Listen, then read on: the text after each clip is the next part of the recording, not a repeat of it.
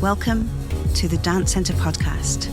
I am your host, Claire French, and I'm joining you from the traditional unceded territories of the Musqueam, Squamish and Tsleil-Waututh peoples, also known as Vancouver, Canada.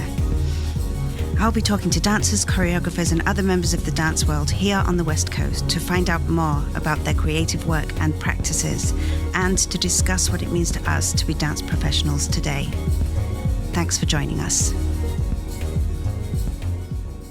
Here we are again. We have another podcast for you. And today I am joined by Justine A and Laurie Young.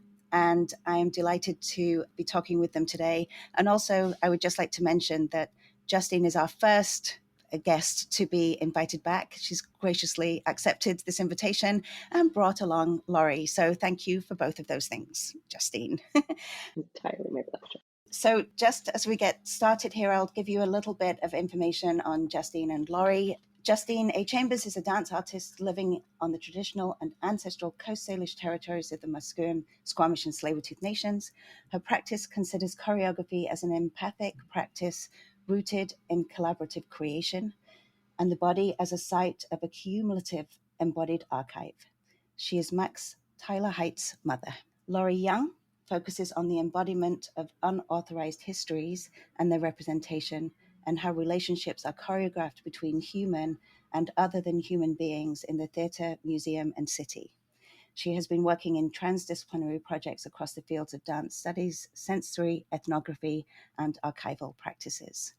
Thank you, both of you, for joining me today. We're going to save your duet information that you'll be presenting at the Dance Centre in October for a little bit later. But first, we'd like to get to know you a little bit and maybe talk a little bit about some interesting stories you have about the beginnings of your careers, how you started in dance, or how you feel today you would like to share the beginnings of your professional careers as dancers or choreographers.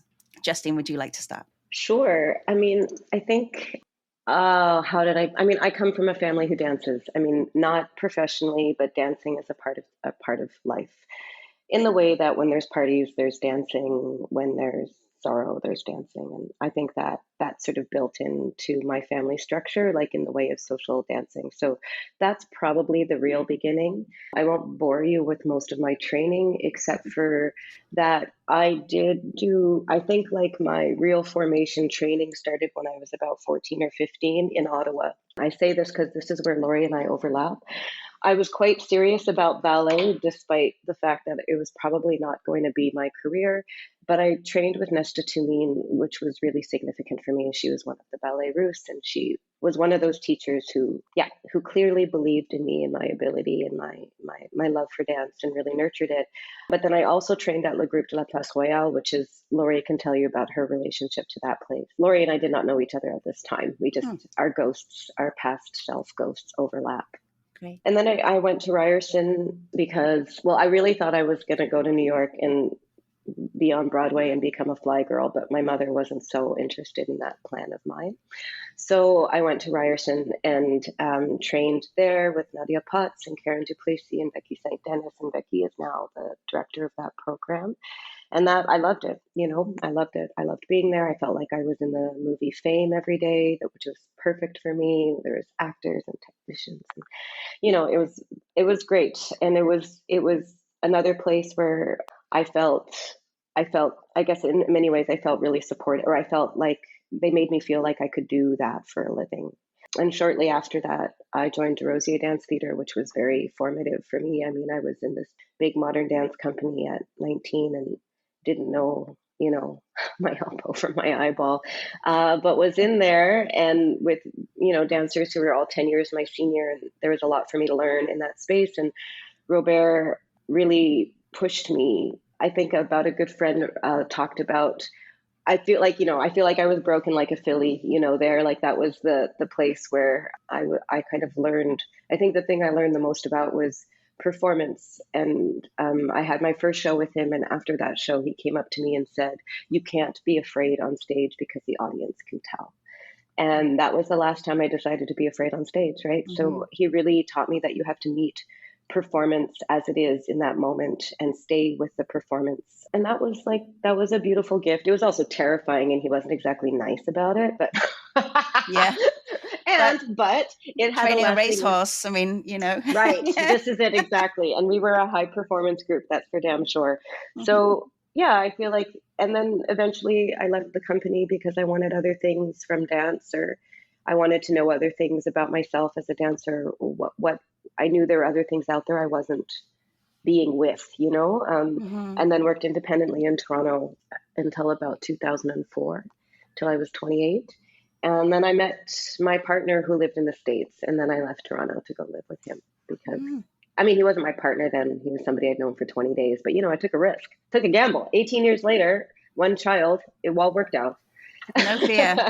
And in Vancouver. Yeah. And in Yeah. Vancouver. But I think Yeah. like my Vancouver time was really, I started to choreograph a little bit in Toronto, but my Vancouver Mhm. moment when I came to Vancouver was when I realized that I wasn't going to have entry to the community unless I made work on myself. Yeah, I mean, it's the land of dance makers, really, isn't it? Like, it It feels is. like, yeah, yeah, It is. yeah, So that was sort of the beginning of my dancing in Vancouver. Was I'd quit dancing for a few years, but I edged my way back in through yeah, teaching at Arts Umbrella and through beginning to make work. yeah. Great, Laurie.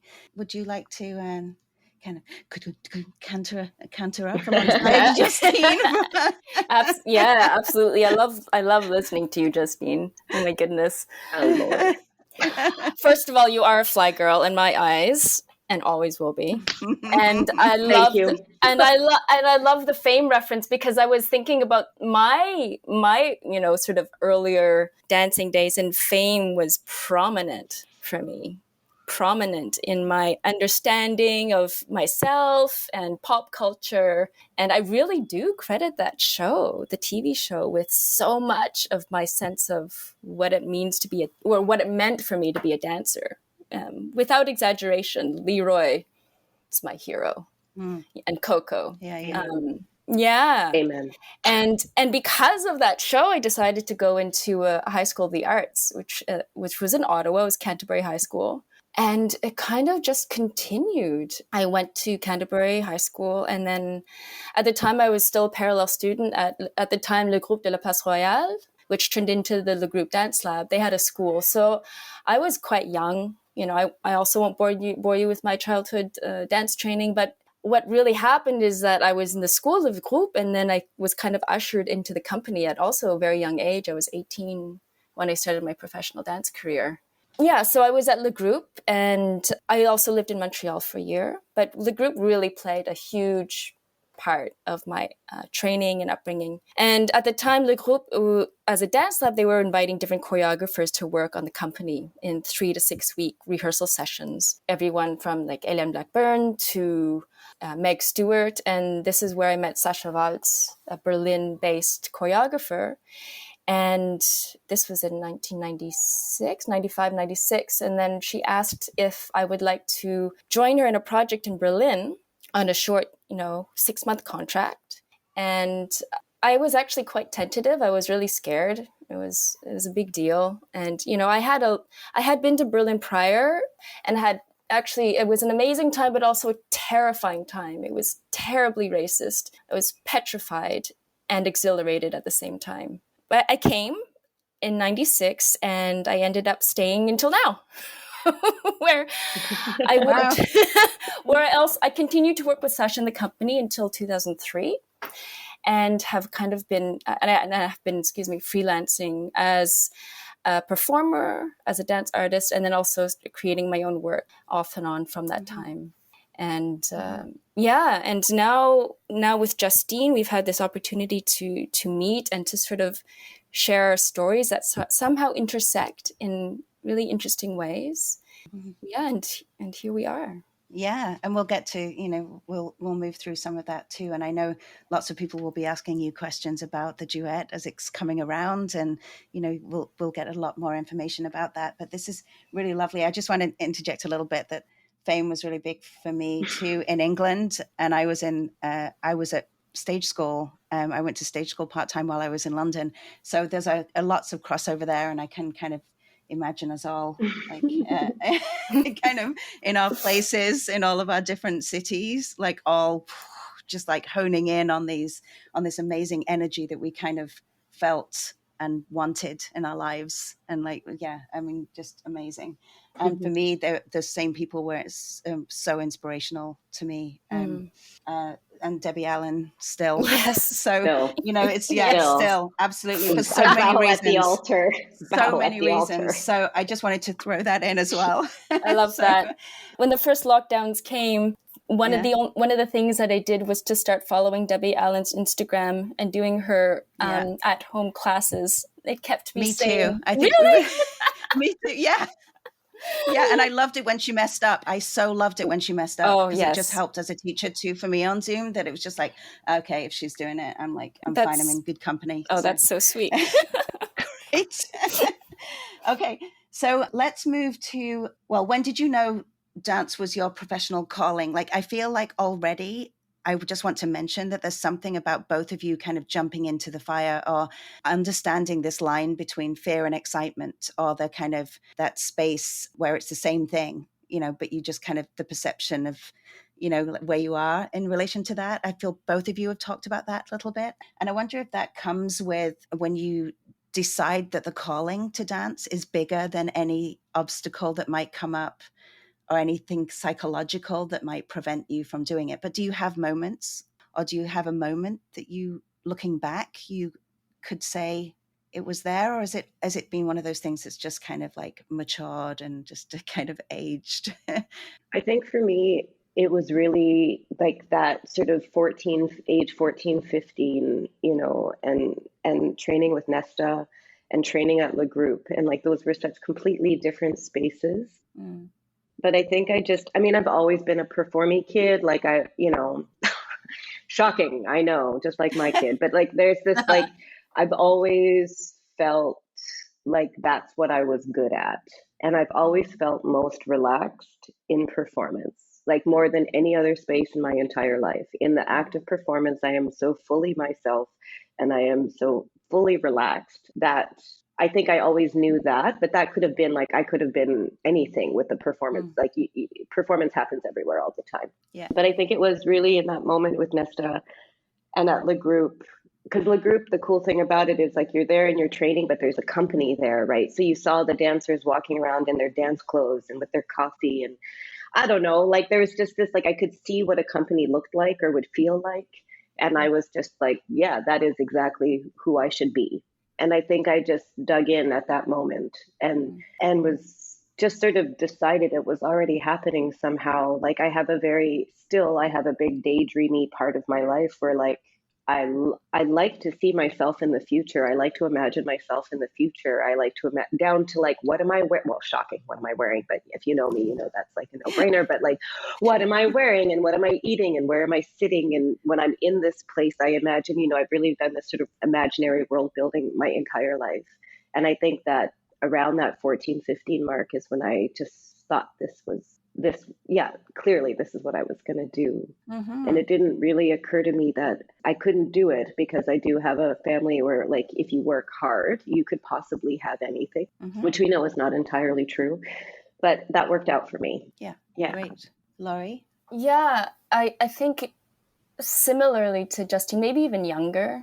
Sorry, I will bore you with my childhood training. I did start in ballet. No, I started in jazz, which was hilarious. And then my jazz teacher told me to try ballet because it would help my technique. And then from there, I was introduced to contemporary dance.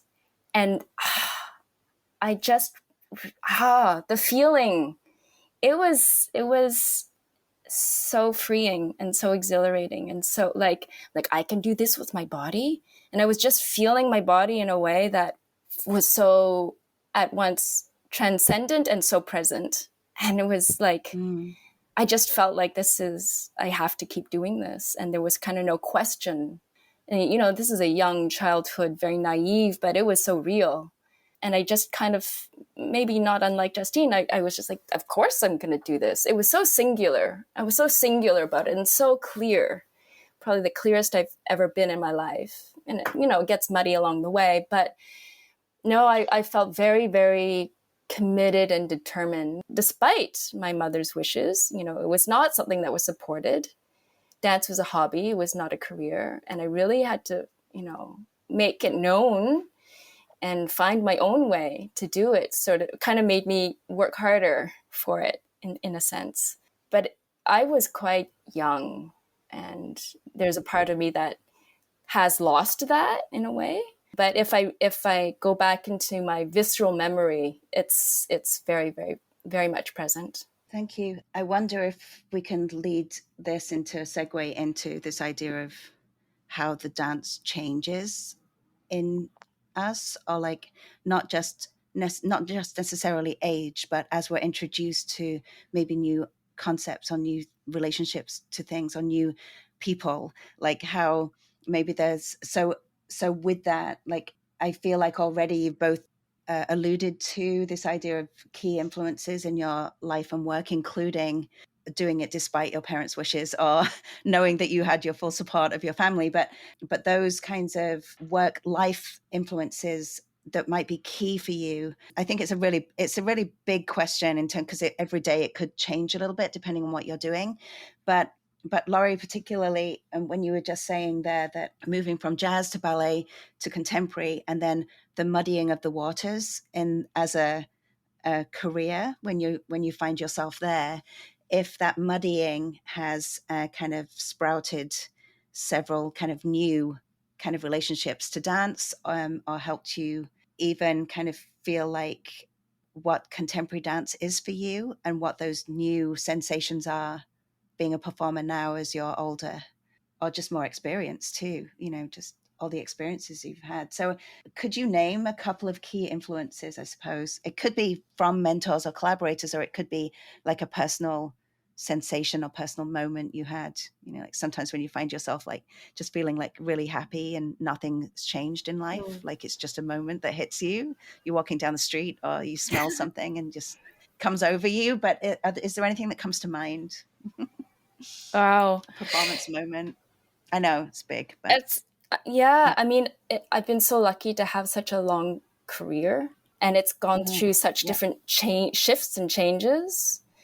I think one of the biggest shifts is kind of going from, I was very much a company dancer for a long time and really working as a dancer and a performer and repertoire and touring. And there was it's not that, I feel like when I started to shift towards making work or being asked to collaborate on works, there was a really, I was tapping into something that I wasn't able to access as a dance artist, as somebody for somebody else. So when I started making my own work, I was finding it harder and harder to work for other people.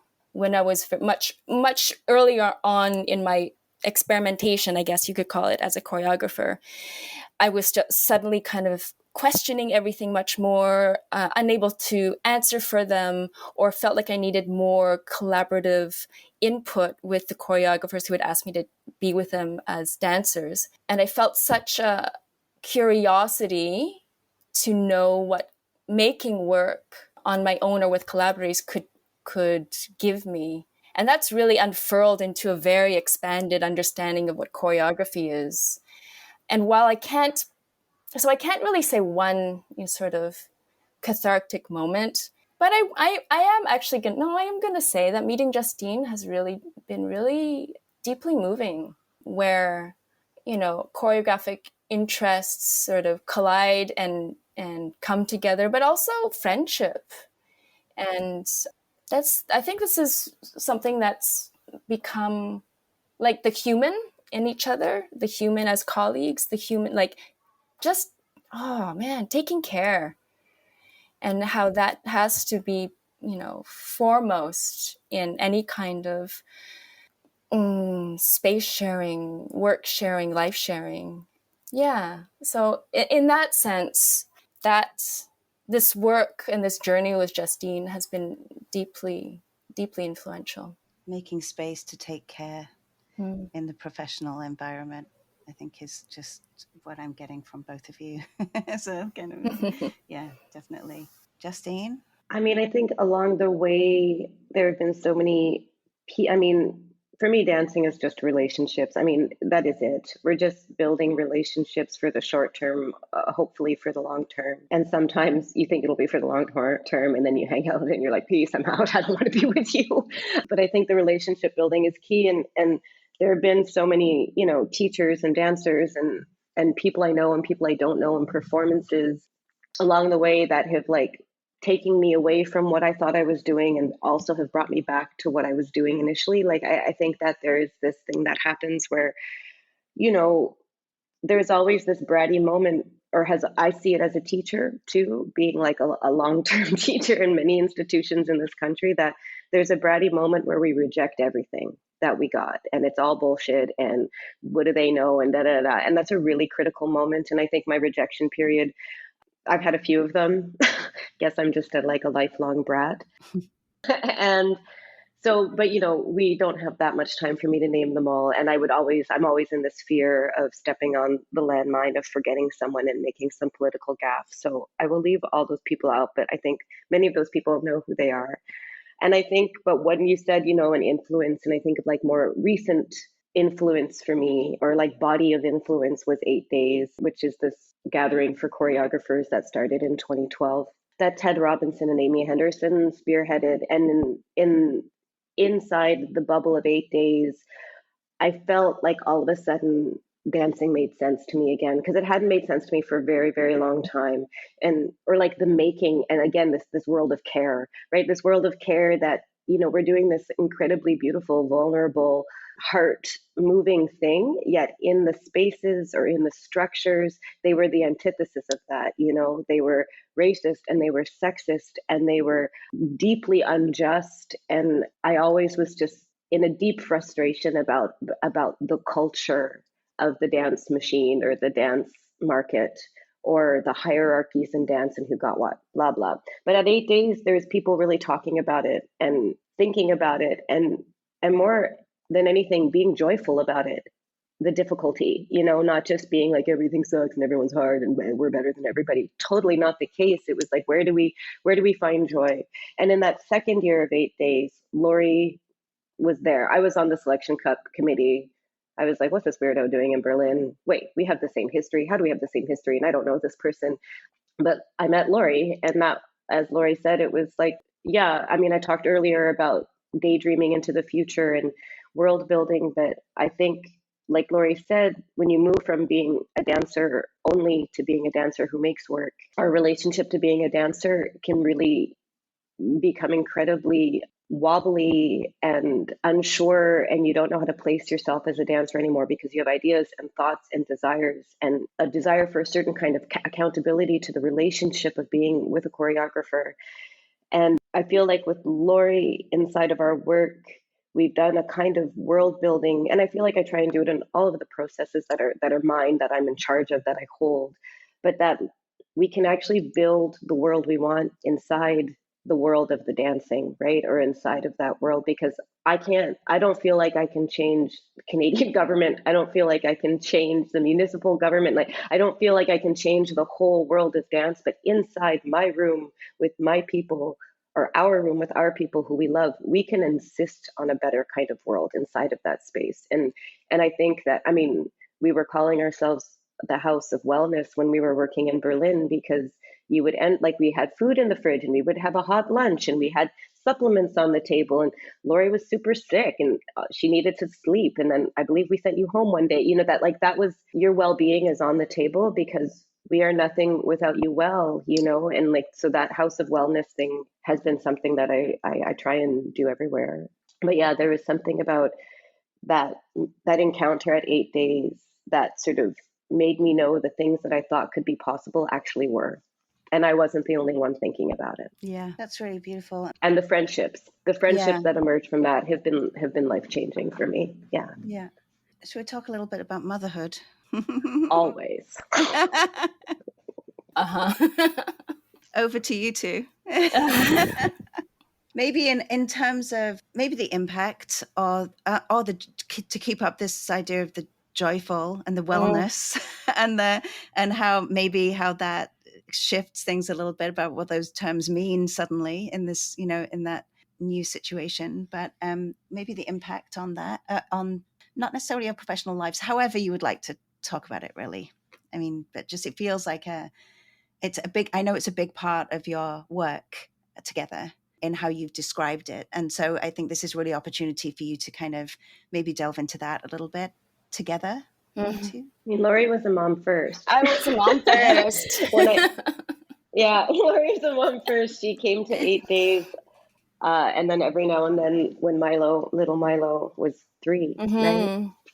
Yeah. 2.5, 3, Yeah. 3. And just seeing the potential, like the possibility for motherhood inside of dancing. I mean, I think I come from a generation where if you were a mother, you didn't talk about it. You just like shut up and did what everything else did, and you pretended you weren't a mother, that your work was supposed to be your baby.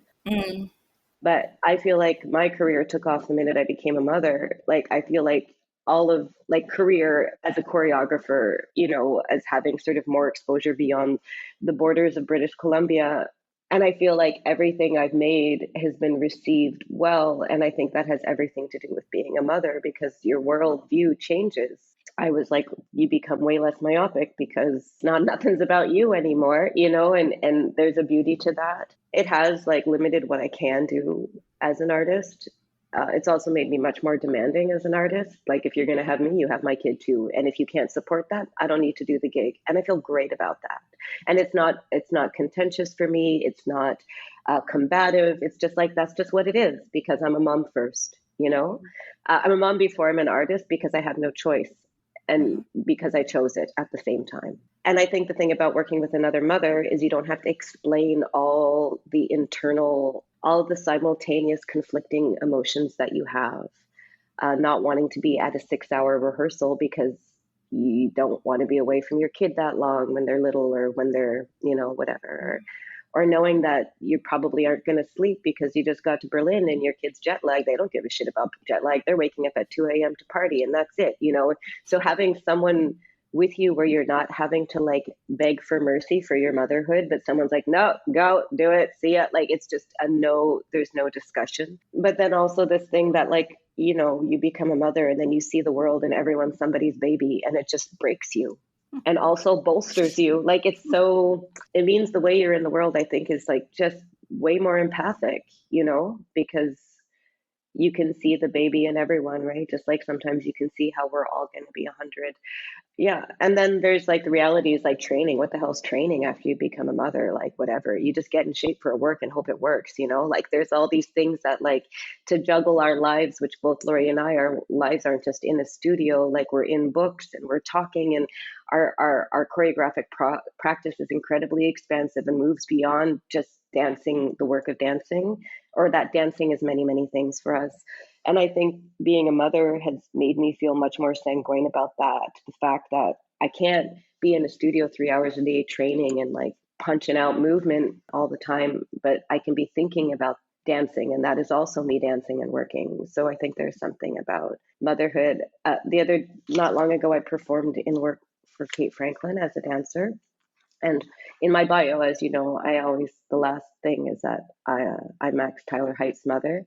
And the choreographer, Kate Franklin's in-laws, said, oh, who's Max Tyler Height? And Kate said, oh, that's Justine's kid, and he said, yeah, but who is he? Because I make it sound like my kid's some celebrity, I guess, in that sense. And Kate's like, no, I'm just her 6-year-old, and no one and everyone, right? So I guess that kind of like, I love that moment that there's this expectation that he would be some huge influential person in the world. And, he may very well be, but the fact is he's a huge influence over me. And he determines my time and my availability. He determines my mood often. And I just feel like he is the ultimate influencer for me and the work I make. Mm-hmm. It's interesting too that draws attention to you drawing attention to being a mother as a professional artist by putting it in your bio, and that somebody read the bio and expected that to mean something different. I think there's a really nice interrelation there. Laurie, would you like to add anything? Yeah, gosh, mothering is so much about care, but it's also can be really brutal. And, and I think that's something really important to acknowledge. And, I think my experience of being a mother in Berlin and a working artist in Berlin is very different than for people who live in Canada, because daycare here is subsidized. It's free. So that allowed me in some ways to have a choice to work different kinds of hours because I had someone to take care of my very young child. That's not to be overlooked because it's free here. So I feel like I was really able to, in some ways, keep working creatively in a way that I don't think I would have been able to, or I would have had to do it very differently had I been in Canada. Mm-hmm. And now things are shifting again. You know, Milo just came home from his first day of secondary school.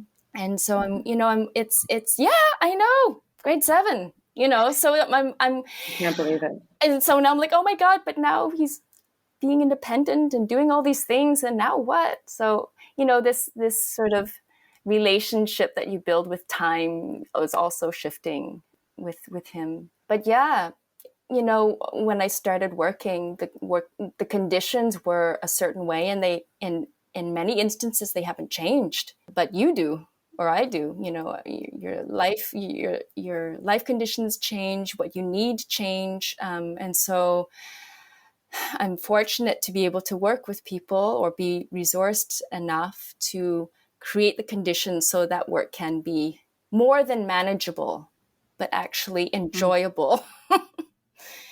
Fruitful and Yeah. it's making me think, would you say that being mothers is also, or becoming mother is one of the biggest challenges that you faced, or would you not call it a challenge?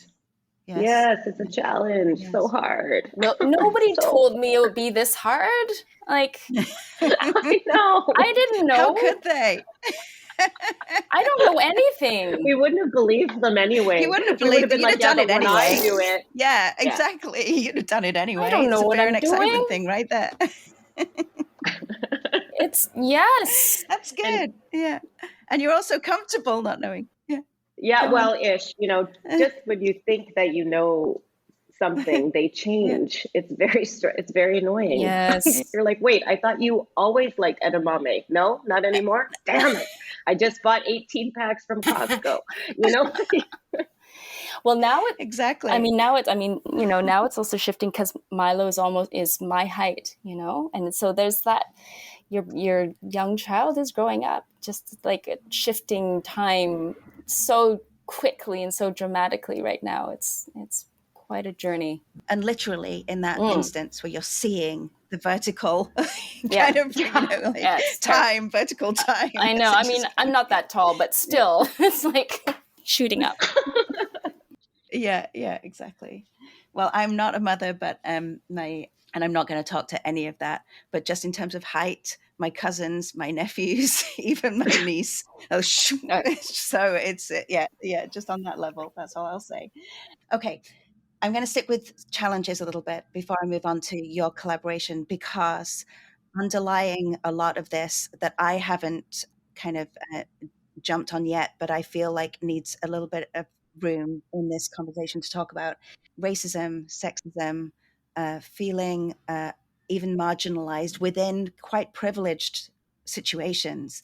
Like you both talked about having amazing training and these and these phenomenal experiences very young, that are privileged positions to be in, access to those kinds of resources, to those people, to those environments, and swept up out of those environments into the privilege of being in companies that are, and alongside that, you're having to face all of these, kind of, as you talked about, Laurie, when you first got to Berlin, the racism that was there, and Justine, you've mentioned the sexism and all of those, and just attitude that you've faced, and that is in the culture that you've, in 8 days you were addressing, with a group.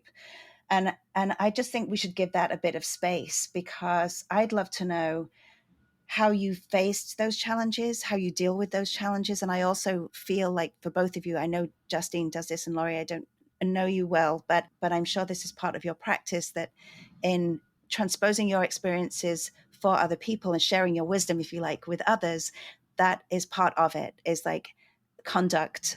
How do you practice care? How do you consider care for yourself as you practice? And I think they're really great lessons moving forward, because younger people are learning those from you, from us. And so how have you faced those? How are you maybe tackling those? Where are we with that? Where do you think we are with that, in quotation marks? I use the terrible gesture, not as sophisticated as their gestures, by the way, by any means. Oh gosh. Are we in? Oh, is it improving? Are we in a? Are people listening? Is there space for alternative? One of the things I see in your duet is an alternative virtuosity. I'm not going to dwell on it here, but I think it's an interesting time where there's an expansion of that idea of virtuosity, an expansion of choreography, an expansion of dance, an expansion of audiences' engagement with these things and with physical arts, kinetic arts, all of it. But are we tackling these bigger issues in doing that? Can we? Do you feel you are?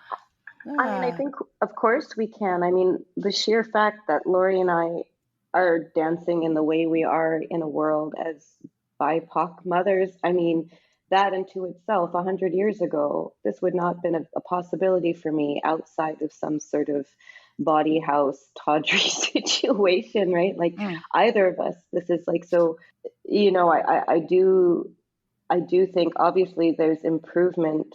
Is there progress all the time is sort of the question that I have. Like there's improvement around the optics of human rights. I don't even know if they're always actually worked through. There are certain things that had to happen in the world for humans to feel evolved, or like my grandmother, when she was born, she was considered 2/3 of a human for most of her life, So yeah, things have improved maybe in a large way. I think in particular in this dance community, I feel a real commitment to anti-racism. I feel a real commitment to refocusing our host nations. I feel a real commitment to being anti-sexist and to being, anti all the phobics, transphobic, queerphobic, all of it. I think what I get worried about is that this becomes, we become only conceptual or theoretical, and you forget about the practical experience of living as a BIPOC individual. And I don't feel like I'm trying to tackle it inside this dance. I think perhaps maybe, and Laurie, you can correct me if you're wrong, but maybe we're trying to lay it bare a little bit. That, yeah, like, of course, I'm with you. Like, we're trying to be like, this is what these bodies hold. And like, literally in the past, how did I deal with racism? A forward bend. I would be in a studio, someone would say some stupid racist shit, and I would go into a forward bend because I was 25 and I didn't know what the hell to do in that moment. A lot of my career was absolute silence so that I could stay in the room, because it felt more important to me to stay in the room. And then over time, you get more courageous, or you get more tired, or the accumulation of transgressions or microaggressions, or literally not micro, totally macroaggressions. Yeah. You just can't anymore, right? There's a moment where you're full. And then, we're in this moment, I feel like, how many times have I said this? Like, this post George Floyd moment has us all reckoning a little bit more with everything. And in particular, white people working really hard to try and grapple with their own sort of unearthed biases, or the biases that they've allowed, or like where they're complicit, or I see this work happening. But to be honest, I feel in this moment also, as a person of color, as a fair-skinned Black person, there's all this sort of like pulling me as a resource for working through oppression politics. And to be honest, I'm so tired. I'm more tired of that in some ways than anything else. That I kind of feel like, can you guys go sort yourselves? Because I've been doing this for a long time. I think I was born in 1975, so probably that long, and at which point do I have to continue to shepherd you through like the aftermath of colonialism, or the continuing math of colonialism? Like, So yes, I think like what's better now is I can take space in a really maybe more aggressive way because I'm incredibly middle-aged. I have an established career, and these are all privileges in a way also. And I have a partner. Like to do it alone is so scary, and you're so worried. I'm so ready to be blackballed at any moment for saying something that's difficult for other people. But when you do it with someone else, like Laurie and I do this together, and I do it together with so many people. I do it together with Souffle, and I do it together with Bopa Chai at Artspeak, who's just left Artspeak, and with Vanessa Kwan and with Michael Yamamoto. Like there are so many people, women of color, people of color I can do this with. And I'm grateful for that. But there is always this moment where I feel so exposed the last 2 years, and I'm old enough to be able to deal with it and to have tools and a therapist and all that stuff, right? But I think about young people who are so exposed in this moment, and them learning and growing into being a racialized person is totally, it's not private for them. And it was a little bit more private for me because of when I was born and how I was born and blah, blah, blah, blah. The time, right? Like we're all pre-internet people. So there's perhaps a little bit more privacy. So I do think about the exposure of young people, like being watched as you contend with these world shifts, you know? And then I have this question, did the shift even happen? Like, I felt like there was this beautiful portal that opened, and I'm in this feeling sometimes that it's just closing, but not completely, because we do the work, right? We do the hard work to keep those conversations alive and to be difficult for people and to be honest, sometimes we're difficult just because we're ourselves. We don't do anything else but be ourselves, and we're difficult for people. Yeah. I just want to, just before Laurie speaks to it, I just want to say that I've felt this, I'm sensitive to all of this. It's not necessarily new information for me, but it is a new space to be as well for my relationship to my art making, and I'm allowing that to shift. I'm just giving it space to shift. And so I don't want then to shut it down and close that space up again and go, well, I tried that. Now I'm going to go back to what I know. And it's going to take time, and I'm giving it time to shift. So I just wanted to put that in. It's my way of dealing with this, a discomfort I have and a hypersensitivity I have to certain behaviors I might have, kind of added to, or certain things I might have believed that I didn't commit to the belief, but I acted on it as if it was a belief. And I wonder, and it's just making me question those things. So I appreciate you saying a forward bend, because I think about the amount of times I might have been in a studio and my behavior in a similar way, whether it's physical or leaving a room or, asserting my opinion at a particular moment, and the why of that, or what makes me do it. Like what is driving that is something I'm really, really paying attention to now. So, Laurie, would you like to?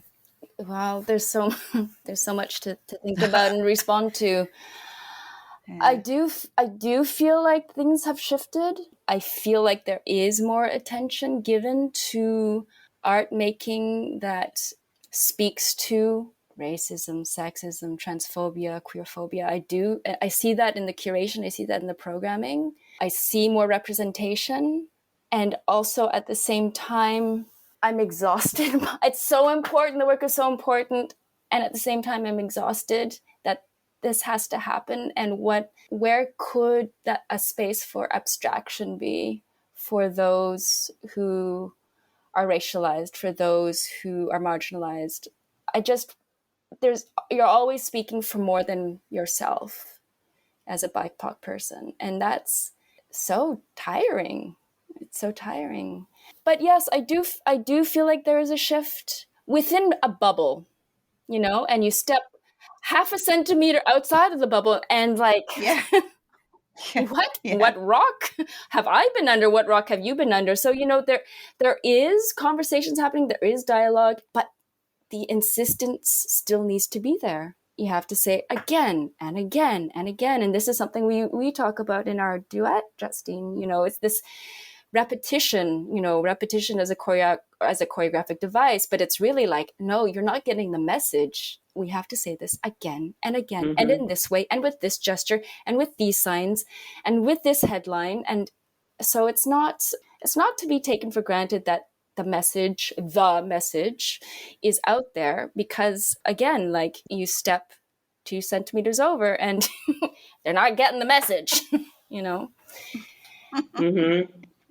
I think about 100 more, and just the more speaks to that idea Mm-hmm. that it's like 100 isn't enough. Even if it's 100% committed, it still takes more Yeah. than that Yep. to, like, it makes me think of that in the way. But I do have to say, I mean, there is something quite remarkable about how you have packaged, like, it's so stylish. Your show, it's just like, it's, I mean, Of course. seriously. I What else mean, would it be? Clearly you seriously. sound Yeah. surprised. So no, I'm not, but I'm not But at all. But for some of the listeners, if they don't know what's coming, just it's pure style. So oh. I'm happy for the repetition to be like 24 hours of repetition I could watch. I mean, it's stunning. And there's something about there is something about care in every single gesture. There's something about care in your performance. And not every performer has that care for an audience or for each other. They just don't. And I think there's something really quite beautiful and undeniable about that in the duet. So from what I've been able to see so far. So you. I know you both do a lot of things like independently of each other, but we will have to bring this interview to a close very soon. Although I think it's another, we can go and find out about you, and we can look at your research. And I just want to mention a couple of things. Like, Laurie, could you just mention something about your VW fellowship, Arts and Science Fellowship in Berlin? Just a little sentence Sure. about that. We can research it ourselves. Yeah, sure. About 6 years ago, I was given the grant given out by the VW, the Volkswagen. So it has nothing to do with the car company. That was just the seed money. So I'm not advertising for VW. And it was a special program designed to bring artists and scientists or academics or scholars together. So that was my first moment when I was really able to work truly transdisciplinary. So I found my people, and I was starting to work with a sensory ethnographer as well as anthropologists. And some of the work involved me in creating choreographic audio guides for natural history museums. So that's kind of a little bit of what was coming out of that fellowship. But what it really did was introduce me to whole worlds of academia and scholarly thinking in a way that I never would have done before. Great. Yeah. And I wanted to just mention that because of the kind of, when Justine mentioned that the dancing happens kind of outside of the studio and in the research and things you do, I think that's a really good example of one of those spaces. And Justine, would you like to mention any of your projects at this point? Your writing, perhaps? I mean, we mentioned it before in the previous podcast. So if people would like to go back and listen to the podcast I did with Justine last year, but we talked quite a bit about embodiment and writing on that, and Justine's connections with visual artists, as she was saying earlier, in the community, and a whole bunch of other people. But if there's something you'd like to mention now around that. I think one project which started off full on as a dance project, Semiprecious, it sort of started in 2017, and then it sort of stretched into, I don't know, forever. We just kept working on it as a research project, and we worked on it at Art Speak with Bopa. Chai invited us to come and work on it there. They got a new floor put in, so all of a sudden there was a beautiful floor, and she's like, you want to like break in this floor with your dancers. But what has happened is I let go of the project as a dance performance, because the thing I want to do with it, actually, I would need to have Las Vegas money. Like, I'd have to be a show in Vegas that actually no one in Vegas would want to see, but I would need that. But also, I just realized that it was sort of maybe more, it was words, and that our scores, we had like 72 scores that were running simultaneously. And I just realized that maybe it could be a book. I got approached by ArtSpeak to like think about making a small publication with them. So that's with a designer now and in the throes of becoming a publication. But for me, it's very much still the dance piece.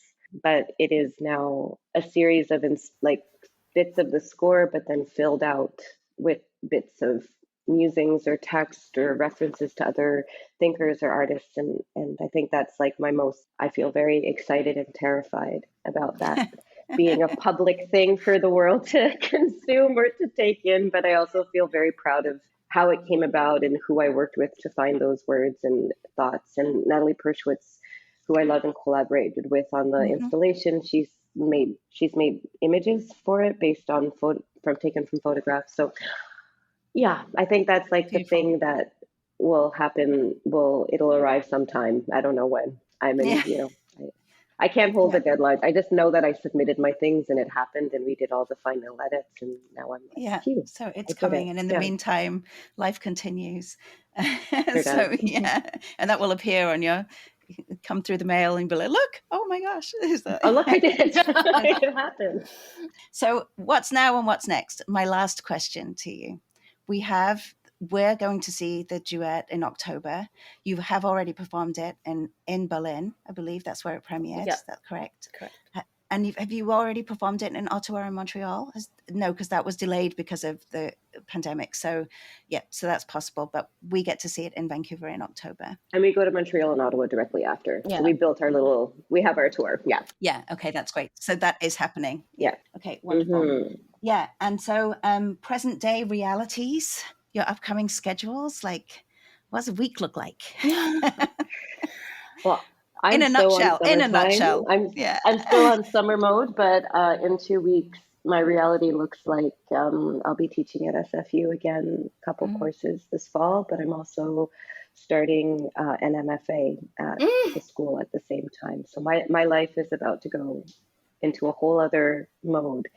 It feels like an MFA could be a 2-year residency, and that's kind of how I'm trying to. Yeah, absolutely. Are you doing it at SFU then? I am. It's very strange. All sorts of conflict of interest going on. Wow. No, that's good. I moved to Vancouver to do my MFA at SFU in 1997. So that's why I ended up in Vancouver. So 97 to 99 was my MFA time. Yeah. Wow. Yeah. Great.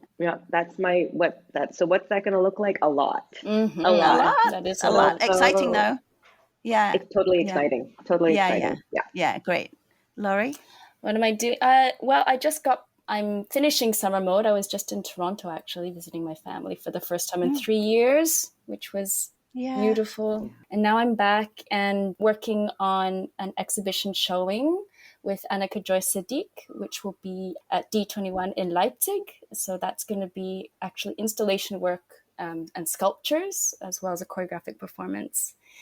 And working with a fantastic video filmmaker called Vika Kirschenbauer as a performer in their work. And it's going to be a lovely full weeks, and then coming back to Canada, where I'll be reunited with my love, Justine. Yeah, so great. Yeah. So wonderful. Yeah. Well, thank you so much for spending this hour with me. I really do appreciate it. I feel all kind of expansive and ready for my day. Yeah, thank you. And thanks, Claire. Good luck with the tour. Lovely to meet you, Laurie. Thank you. Okay. Nice to see you, Justine. Thank you so much. Bye. Bye. Bye.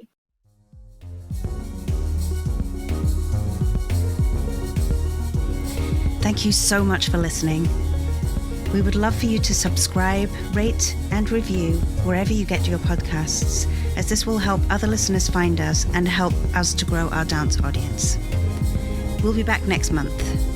In the meantime, you can follow us on Facebook at The Dance Centre, Twitter at Dance Centre, and Instagram at The Dance Centre BC. And if you'd like to support our work, please consider making a donation. Just go to our website at thedancecentre.ca, where you'll find extensive information about our upcoming programs and events. The music for the Dance Centre podcast was composed by James B. Maxwell. Always a pleasure to connect with you through dance. Until next time.